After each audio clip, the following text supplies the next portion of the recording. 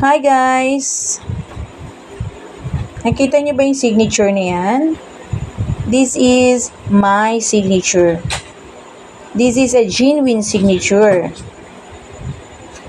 Alamin natin kung ano-ano ang mga pangalan ng mga yan.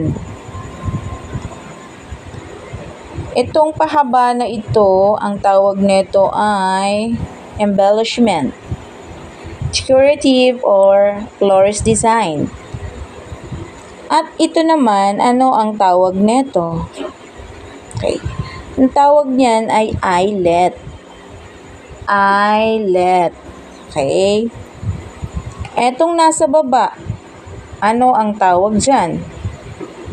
Ang tawag niyan ay loop. Okay, loop ang tawag niyan. Etong sa taas ay same din. Ito ay loop din. Okay? And ito naman ay merong eye dot. Eye dot. So, may mga dot siya, no? And meron ba? May nakikita ba tayong pen pressure? Pen pressure. Okay? So, may konting pen pressure. Okay, may konting pen pressure.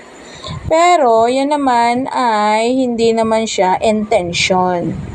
Kasi, kapag finorge yung signature, ay mabagal. Na? Mabagal at ito ay kinokopya. Ayan, fino-forge yung signature. Now, sino yung nagpo-forge niyan? Of course, si forgery. Si forgery. Pino-forge niya yung signature. Yan. Yan naman ay nangyayari lang yan because of sa pen. Yung sa ink niya. Kaya merong pen pressure. Pero hindi naman yan intention na yan ay magkakaroon ng pen pressure. Okay? So, that's it. Yun lang mga lalabs.